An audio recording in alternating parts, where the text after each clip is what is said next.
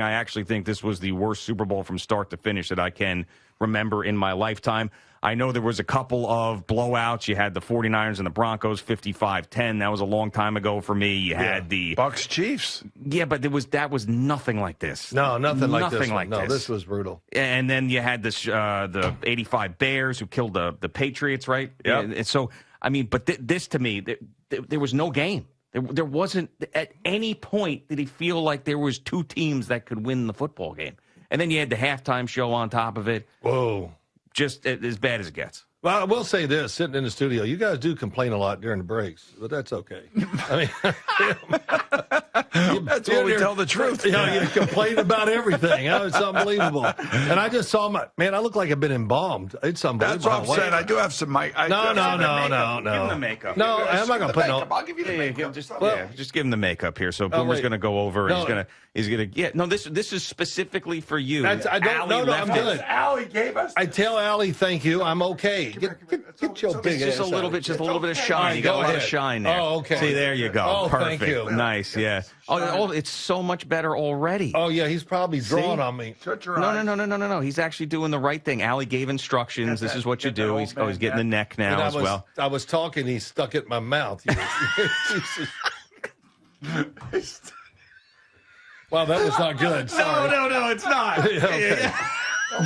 Whatever you called it, the brush, or whatever it is. Okay. Right. Yeah, you're going to hear that Boomer, again. sit down. No. There's a second part of this whole thing. Oh, here. my God. But do you have the eyebrow thing, too? No, I don't. Yeah, it's over there. You know, my son, Matt, came into the room the other... Shut your mouth for 5 seconds. Oh, I can't. Go ahead. All right, that's enough. Gosh almighty. Look how much better you look. Look at him. Oh, yeah. Right, here you go. Here's the eyebrow thing. You know, you always hear me talking about him. He's George Hamilton. He's always tan. Oh, shut up. I mean, it's unbelievable. Oh, I got to pull this. All right, pull it. Oh, he just ripped his eyebrow Are you off. done? Get those bushy eyebrows. Oh, my goodness. All right, he looks great. So my son Matt walks into the house yesterday, getting ready for the Super Bowl. Allie, you're fired. Boomer's going to do this now. Yeah. Go ahead. There won't be time for you. No, my son walks in, and he sees me. I walk in the kitchen. Hey, Matt, good to see you. Hey, there's the man with no eyebrows. I'm like, what the hell was that? Wow. That's a nice kid you got there. Yeah, I know. He just takes shots. I said, hey, just don't forget now. I'm your father. Yeah, I will take you out of this world like I brought you in. You ever use that line? No, because they can whoop my ass. They put those hands. You know what? You can always tell when you don't want to mess with somebody if they grab you just in plain, you go, oh, that's much stronger than me. Size of the hands. Oh, yeah. Oh, my God. Huge My kids, my daughter, all of them, my wife's hands, she has really long hands. And all my kids got it. And when they especially my boys, when they put their hands, I'm like, get off.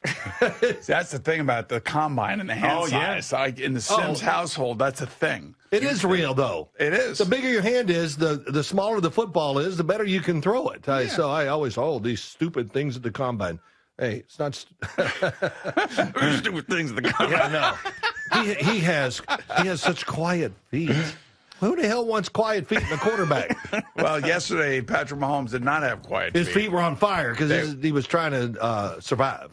I mean, yeah, but he was trying to survive, but he got off to a bad start. Hey. I mean, the first pass to Juju Smith-Schuster was fine. Right. But that one pass to Travis Kelce, they've thrown this play probably 1,000 times over, maybe 1,000,000 times. And he just threw it at his feet, and it was like, and he just felt like he was off from the beginning. Well, you know, it looks like he's off. He was, because this is a different defense. And look what you're showing here. They did do a really good job of surrounding him, and he's so used to looking at the first guy. If it's not, he wants to move. And that scenario was not going to work in this game. He tried to move, and there they were every time just about. And then when he got outside the pocket, the defense did a good job of covering up people up. And those guys are fast. And by the way, Vic Fangio, I don't think he blitzed once in this game. I heard that after the game, no blitzes, which I don't remember any. And, you know, a couple things. Kansas City, I will say this about their defense. I thought they played pretty damn well. They tackled great. Against the run, they were great. My gosh, they were, you're right. Did I hear it with you guys coming in? Saquon Barkley, he's pretty sore today. Yeah, he is 57 yards and like 18 carries or something. And, Nick Bolton and Justin Reed were all over the field in terms of the running game. Yeah. But, when you lock up man-to-man and you're going against A.J. Brown and Devontae Smith, you saw what happened. And Jalen was on. That first pass that Jalen threw when he ran out of the pocket and he threw it to the right to Devontae Smith. Oh, he does that every game. You're right. You could see he was on. That ball came right out of his hand. It was spinning perfectly. It hit him right in the chest. I'm like, he's on, and Patrick is a little bit off starting this game. Well, the first throw down the field to A.J. Brown, I think that was opening drive, right? He caught it, and they called a penalty on yes. A.J. Brown. But that was like, wow. I thought maybe they wouldn't do that, but they've been doing it all year long. Why would you stop? So you play them one-on-one, great receivers. I give the Eagles a lot of credit. They look to, hammer you. They're not looking for a 5-yard slant pattern.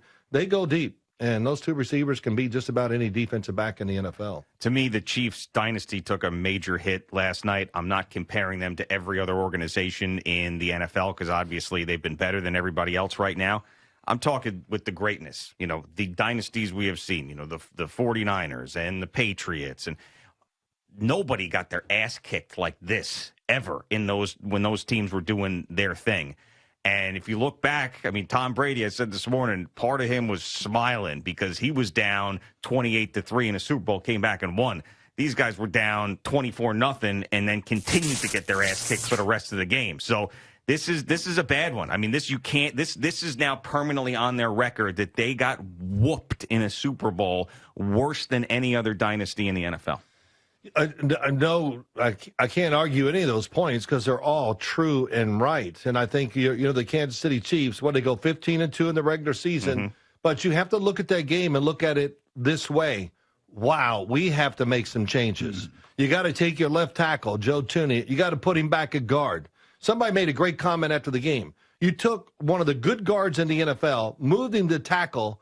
You're weakening the left guard position. And he's not a tackle. When he gets in a stance, it's amazing. He looks like a guard or a center. Yeah, even though he played tackle in college. I know. And that's one of the reasons why they did it. And they actually He did okay. And as they said on the broadcast last night, he was the MVP of the Chiefs. He got the MVP vote by the players on the team. So it goes to show you they all recognize that he was doing something that he was not comfortable doing. But he ran into a different group, and he got beat outside quite a few times. And then he got basically, was it him that fell into Patrick Mahomes' leg and caused the interception? Yeah, that was him, yeah. Yeah, so he was getting pushed back. And Juwan Taylor just got ran over a couple times. Brandon Graham just actually took him up off the ground. Well, here's where if you hate the Eagles, I'm going to give you some really bad news. The quarterback's young, the running back's young.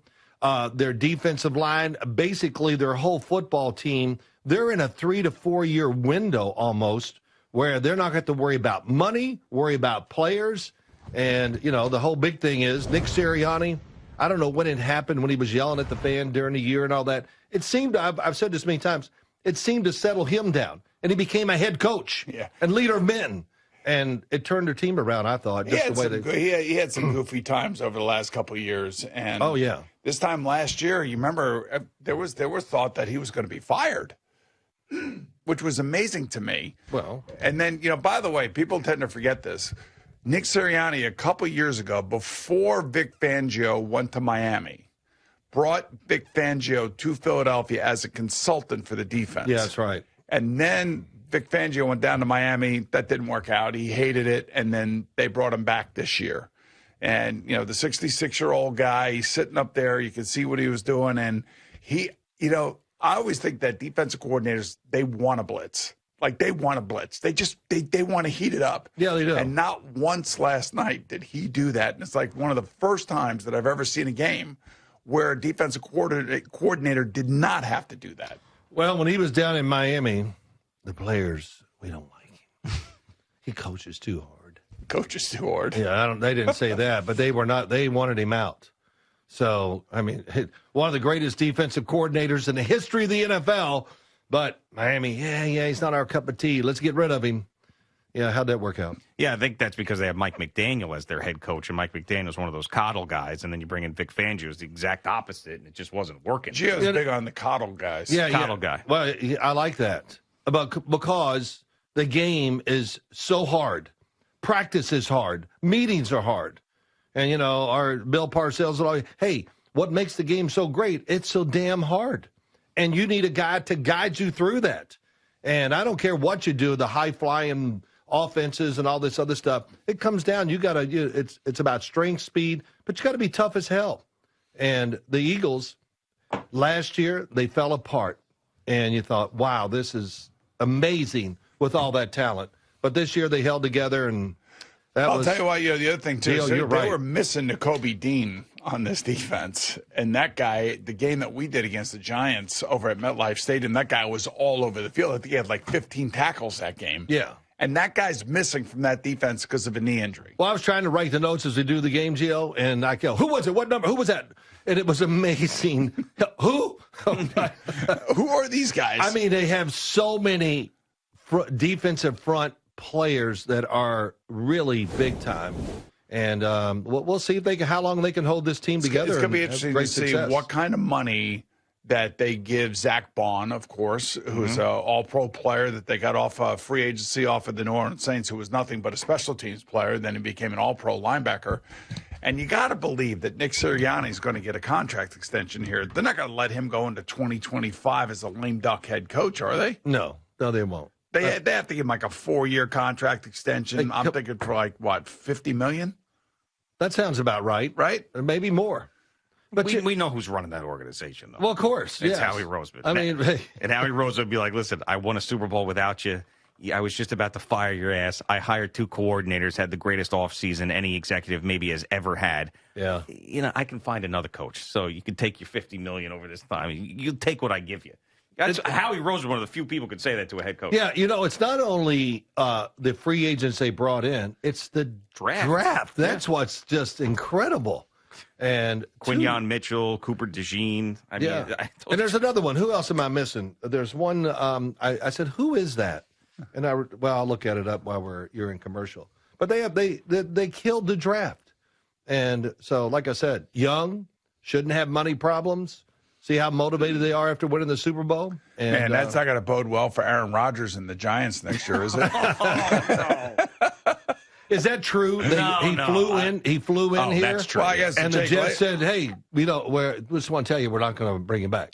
Yeah. You couldn't do that over the phone. You know, I actually do appreciate Jay Glazer because he usually is on it. Oh yeah, he is on it. I'll say that. So if he's reporting it, it is usually accurate, and I can see that meeting happening. And you and I both can understand why Aaron Glenn would not want him, and I can also understand why Aaron Rodgers would not want the Jets right now. Well, yes. I would worry, Aaron Rodgers has to go. It's not that great, so it's going to be a rough year.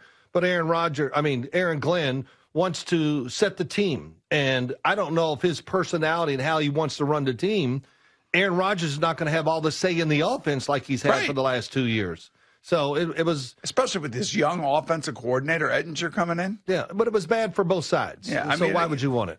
Right. You're not going to have a guy that's 40 years old, been in the league for 20 years, being coached by a guy who has never been an offensive coordinator before. Tanner Engstrom? Yes, what it is? Engstrom. Yeah, but where's he going to go? I mean, you got to remember, he had Nate Hackett there in Green Bay, and then he ended up coming here, and he brought, Nate Hackett with him. Where is he going to go? Because Nate Hackett's name is mud right now in the NFL. Everybody thinks he's the worst coach in the world. Where's he going to go where a team's going to cater to him and then build around him after what they saw in a Jets uniform? Nobody. I sit there and look at every team in the NFL and go, there's not a spot. Why would you do it? And it's nothing against, I'm not saying this against Aaron Rodgers, but age, the way he plays, it's got to be his way, the system that fits him, the Green Bay system, the West Coast, whatever you want to call it. That's all he's basically had his whole career. So it's just... How about Carroll, maybe? Pete Carroll and the Raiders, maybe?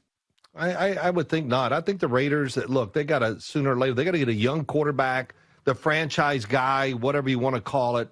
They got to get one somehow, or get a free agent that's still young so they can have a chance to build their football team and get it going. So how do you think Shedeur Sanders is going to do here? That's a giant quarterback.